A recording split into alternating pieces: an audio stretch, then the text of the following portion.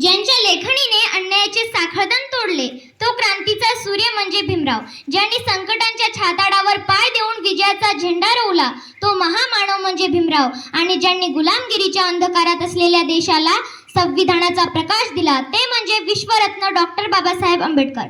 नमस्कार, माझे नाव ईश्वरी हरिदास वडकुते. अशा या महान मानवाला वंदन करून मी माझ्या भाषणाची सुरुवात करते.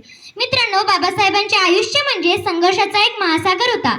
शाळेत असताना त्यांना वर्गाच्या बाहेर बसवलं गेलं, पिण्यासाठी पाणी नाकारलं गेलं, पावलोपावली अपमान केला गेला, पण या अपमानाने बाबासाहेब डगमगले नाहीत.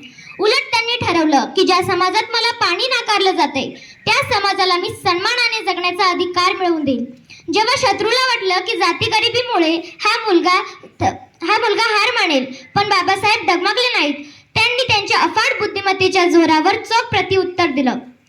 प्रदेशात जाऊन त्यांनी उच्च पदव्या मिळवल्या आणि विद्युततेचा डंका वाजवला. महाडच्या चौदार तळ्याचा सत्याग्रह असो वा काळाराम मंदिराचा लढा, त्यांनी कधीच स्वतःला कमी लेखलं नाही. संकटे आली, अनेक दुःख सोसावी लागली, पण हा भीमराया कधीच कोणासमोर झुकला नाही.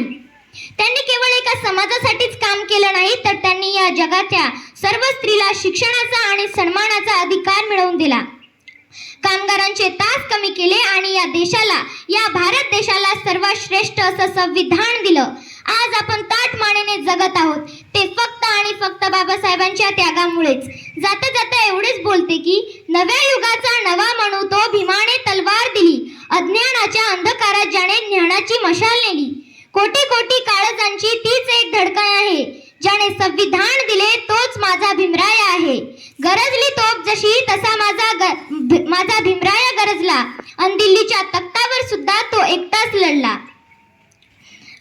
निळ्या नभाचा निळा रंग माझ्या भीमाची ओळख आहे. अन्यायाविरुद्ध लढण्याची हीच खरी ताकद आहे. नाव घेता बाबासाहेबांचे रक्तामध्ये ऊत येतो, कारण बाबासाहेबच लाखो सूर्याचे तेज देतो. धन्यवाद.